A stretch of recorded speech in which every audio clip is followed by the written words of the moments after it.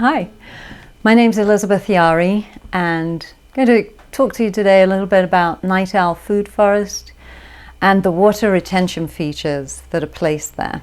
I took a permaculture and a biodynamic course, and the teachers of the course said, Elizabeth, if you want to make a food forest, come to Paonia, Colorado. We do that around here. And so I did. So 5 years ago, I came to Paonia, Colorado, and I looked around and I realized I'd not only left my family, my career, my home, and friends. I'd also left 40 inches of rain a year. So I had come to the dry, arid desert part of Paonia and bought 5.5 acres of land at an altitude of almost 6,000 feet in the watershed of the West Elks. And historically, 100 million years ago, there was an inland sea in this area. And when it receded, it left these adobe, muddy hills.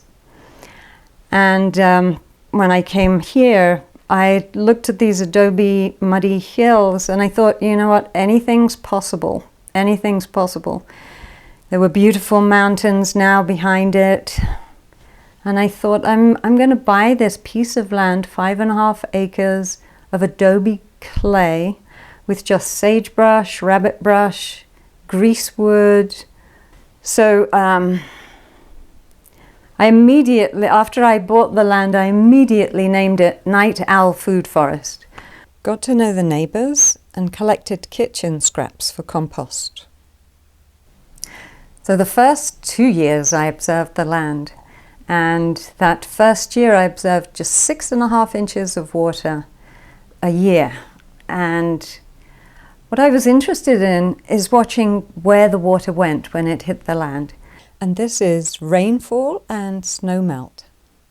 And what I noticed is that it collected in the animal hoof prints. That was a good place to put seeds, so I put a few seeds there. I noticed it collected in any dimple that was on the ground. And so I thought, well, that would be a good place to put a tree. You know, it holds the water.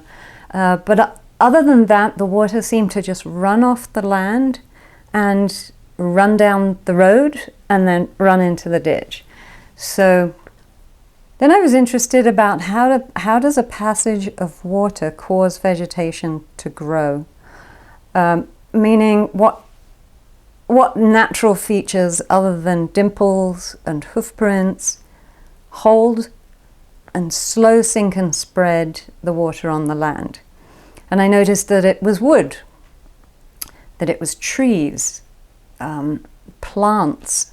They retain the water, they take the water. That didn't have any trees, but the plants, I noticed, they take up the water into their bodies and then they distribute it as vapor through their leaves. I also observed the larger water cycle. So maybe let's go to the map for that. So I don't have these features in here, but just imagine that the sea, the ocean, is way over here. And water comes, evaporates from the ocean and comes up in the clouds and over to the mountains. Mount Lambourne and Lanzender over here. And precipitation happens on the mountains. The water goes into either underground aquifers. Over here we have 5. Or it goes, it travels down the mountains, and then we have these reservoirs and ditches where the water is distributed to farms, and that's our irrigation system. And so the irrigation system that I have starts on the opposite hill to this hill, and the pipe goes underground, and then it goes, because this hill is higher than this hill, it goes by gravity underground up here, and it comes out roughly actually over here where the deer is. And I do have half a share of irrigation. Half a share is like Tuesday afternoon. That's not a lot of water to water 5.5 acres. That's why I have to rely on water from the sky and slowing, sinking, and spread the water that I do have in the irrigation pipe. So I have irrigation coming down to these terraces over here, and I'll explain this blue coloring. Well, I needed to plant a food forest, so I thought, let's make it a 7-layered food forest. And what is a 7-layered food forest? The first layer are the tall canopy trees, such as nut trees, and the second layer sub-canopy trees, like apples, and the third layer are the shrubs. I have chokeberry and many others. And then the fourth layer is the herbaceous layer, which also include the medicinals and perennial vegetables. And then the fifth layer are the roots, and I have turnips. The sixth layer is the ground cover, which in my case is cover crop. And the seventh layer is the vine layer, which spirals up the tall canopy trees.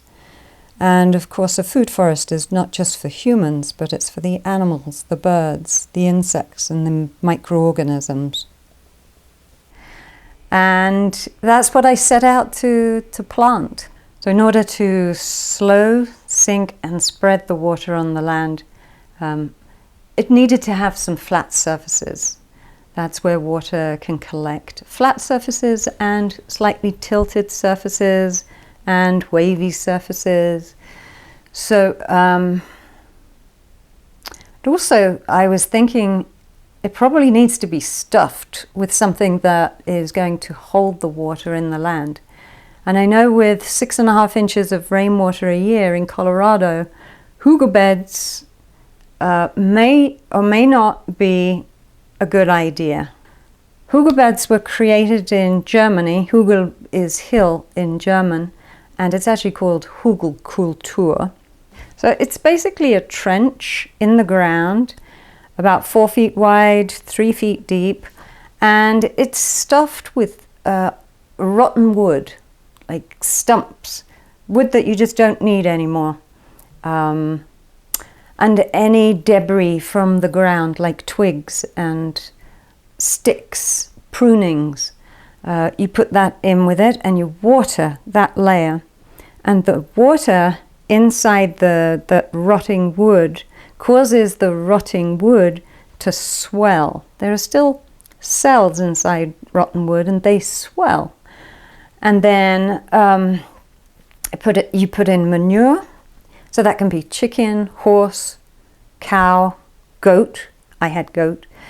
And then you can put in compost, and then you can put back in the soil or the clay and a few amendments until you actually have a hill on top of the trench. And you can plant by the side of the hill, you can plant trees, and on top of the hill you can plant, say, flowers or vegetables. Hugel beds is one idea, and then terracing is another idea, and I thought, why not combine the two? Let's make a hugel bed terrace, and then let's make some dimples, and let's make some check dams, and let's make some infiltration basins and a collection basin, and some swales and some berms, and I think that was it. Yeah. So I just want to explain that the hugel bed was created here, and it's soaked all the time. I've actually had access to more than Tuesday afternoon of irrigation, so I've been able to keep this completely soaked. And then the irrigation water goes down to these terraces, which are on contour. They collect the water, and I've been able to plant this side of them. And this here is mulch, and this is cover crop, both water retention features. And this here is a check dam terrace. So the water collects here and then runs off over the berm in the road into this terrace, and I'll explain this terrace in a minute.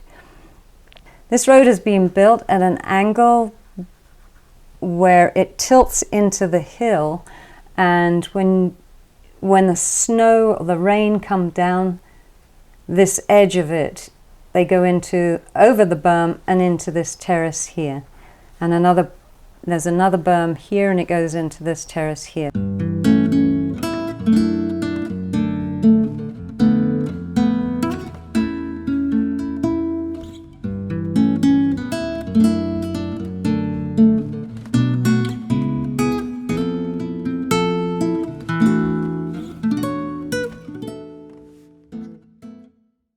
So these are the dimples that were made. These are half moon shape on contour, and they're connected. And they basically hold water and then let it go. Hold water, let it go. And as it lets it go, it goes through these tiny channels, and the water turns, and it purifies itself, it cleans itself, it brings in microorganisms from the air, and it brings in fungal spores and all kinds of things. So it's like churning as it goes down. And it goes into this spillway here. I'm so grateful to have received the LOR grant for this structure here. This is a retention basin, and it holds the water that comes down from the irrigation pipe, and then it sends it over at an angle of 2% into a spillway all the way through this terrace. And this terrace here has a hugel bed inside it. There's a trench inside here. It has all the cottonwoods and the manure and the sticks and the amendments and everything inside there.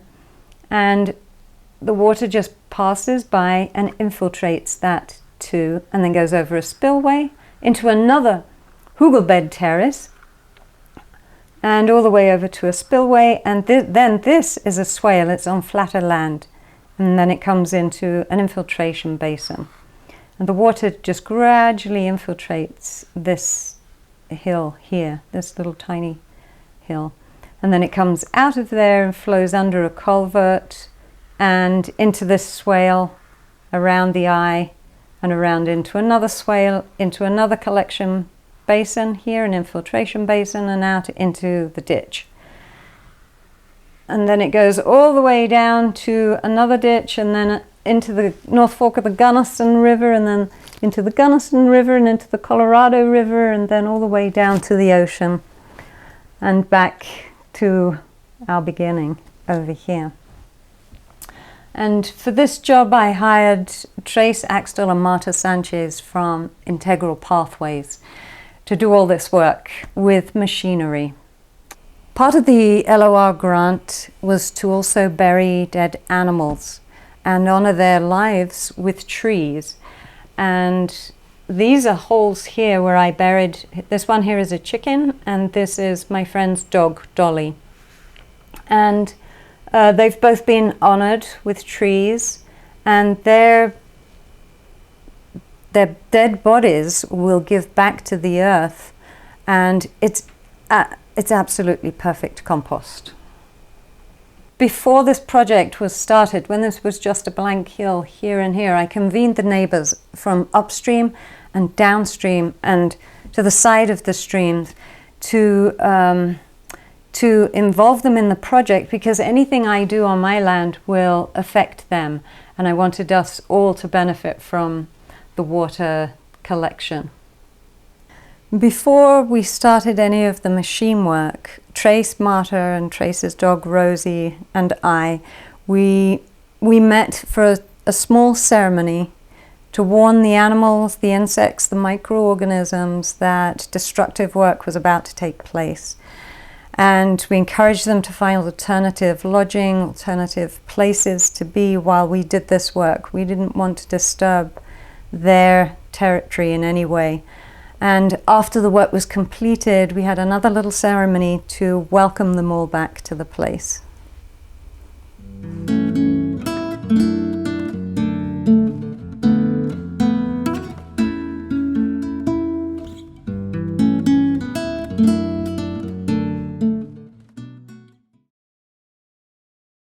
LOR Foundation suggested that I look into zero footprint grant, and that would be for carbon sequestration.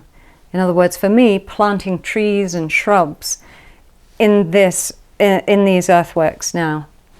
And I did obtain the grant, and I planted 1,000 trees and bushes in and around these earthworks. And I look forward to the time when I can take people through the terraces and through the dimples, and that they will be able to savor some of these trees, the fruits of these trees, the berries, the root crops, and for us to have a feast, one grand feast at harvest time. Night Owl Food Forest is a process. And it's my legacy to the future generations, my children, their children. And in 100 years' time, this is going to be a mature food forest, a dream of mine since the age of 60. Google bed. A Google bed. That's a Google bed. Yep. Google bed. Google bed. A Google bed.